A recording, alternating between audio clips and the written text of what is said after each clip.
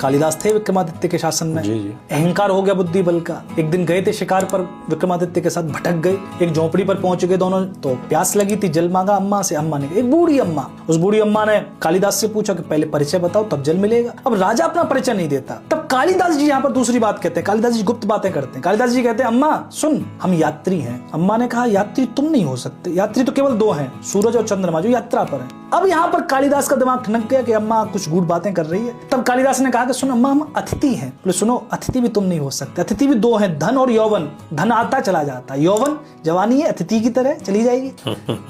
कालिदास ने कहा कि अम्मा हम परदेसी हैं। बोले परदेसी भी तुम नहीं हो सकते। जीवात्मा परदेसी है, कहीं से आई है, रह रही है शरीर में। और वृक्ष का पत्ता परदेसी है, तुम परदेसी नहीं हो। कालिदास बोले, अम्मा हम क्षमावंत है, क्षमा करने वाले हैं, हम इतनी ताकत रखते हैं। बोले क्षमावंत भी तुम नहीं हो। पृथ्वी और नारी, ये दो ही क्षमावंत। ये पृथ्वी तुम्हारे सारे अपराधों को क्षमा करती है, और नारी, एक नारी में ही सामर्थ्य तुम्हारे सारे कुकृत्यों को क्षमा करने की। कालिदास ने अंत में कह दिया कि अम्मा हम राजा हैं। अम्मा बोली, राजा भी तुम नहीं हो सकते, राजा भी केवल दो हैं, इंद्र और यमराज, यही कल्प तक शासन करते हैं, तुम छोटे मोटे राजा। तब यहाँ पर कालिदास कहते हैं कि अम्मा सुन, हम जिद्दी हैं। बोले जिद्दी भी तुम नहीं हो सकते। जिद्दी भी दो हैं, बाल और नख। ये बाल काटो उगाते, नख काटो उगाते। कालिदास कहते कि अम्मा सुन, हम गरीब और एक दरबारी पंडित। कालिदास चिल्ला पड़े, अम्मा मैं दरबारी पंडित ही हूँ। तब कहते कि वो अम्मा कौन थी? माता सरस्वती थी, जो कालिदास के अहंकार का दलन करने। तो